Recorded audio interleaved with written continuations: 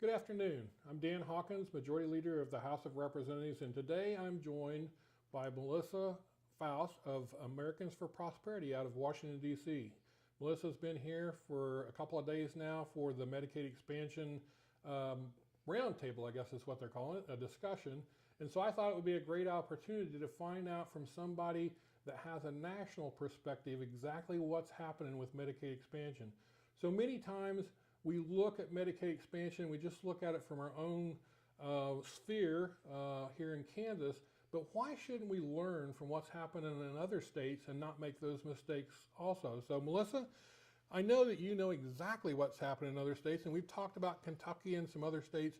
Could you kind of tell us what's happening really out there with these states that have expanded Medicaid? Yeah, absolutely. So Americans for Prosperity, we've had the benefit of kind of seeing the story play out over and over again in a variety of states. We have 35 state chapters and activists across all 50 states. So we've heard stories and we've seen this on the ground time and time again. We've seen states who expanded Medicaid under Obamacare, just a straight up expansion in 2014, all the way through states that waited a few years and tried to do it their way, using waiver processes to try and do a more conservative style Medicaid expansion. And what we've really learned from seeing that happen in state after state is there's a lot of buyer's remorse, and there's been issues across the board no matter how the state chooses to expand Medicaid. Kentucky's a great example because not only has it been a budget buster for the state itself, but one of the key reasons that people talk about wanting to expand Medicaid is to help those rural hospitals that are really suffering. And what they found in Kentucky was that the Medicaid expansion actually made things worse for those hospitals. So that's always a really important takeaway, is even though some special interests in this fight think that they want it, we've actually seen in some places that it hasn't turned out like they thought it would. We've seen some other states like Arkansas that did their own kind of style of Medicaid expansion through purchasing plans through the Obamacare exchange rather than doing a straight up expansion. And what they found was that actually ended up being more expensive than a traditional Medicaid expansion. And in fact, Arkansas was the first state to pass a law and have the governor sign it to attempt to peel back their Medicaid expansion. What was included in that bill was a work requirement for able-bodied working-age adults on the program, and also would have rolled back eligibility from 138% of the poverty level to 100%. Unfortunately, the other lesson that we've learned with states expanding Medicaid is that once you're in it, you can't get out. Because the law as written in the Affordable Care Act is so strict around Medicaid expansion, once you've made that decision to expand, you're stuck with it unless you want to get rid of it cold turkey. And even then, there have been discussions about suing states that try and do that.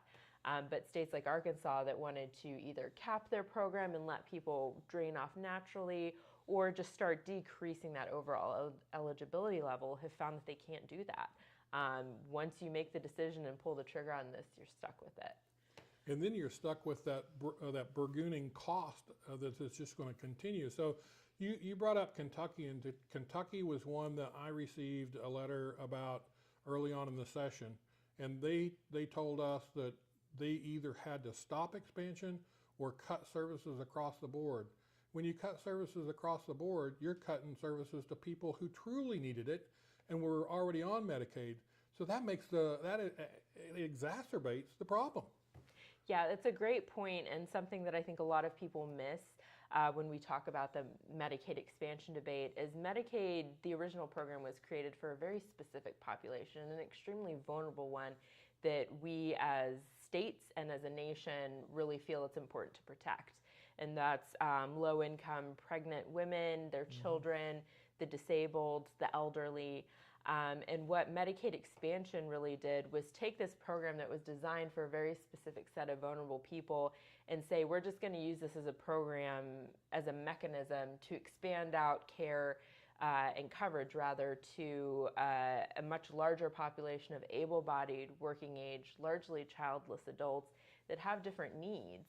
And because of the enrollment and cost being so much higher in basically every state that's expanded Medicaid, they've had to start looking at what some of these tough choices are going to be. We've already seen in North Dakota, part of the way that they've paid for their Medicaid expansion is to reduce the provider reimbursement rate. Right. And that means that fewer providers are going to be willing to see these people. And that's especially tough for kids and people that need specialists who have disabilities, because it's already very hard to find people that will cover them under Medicaid.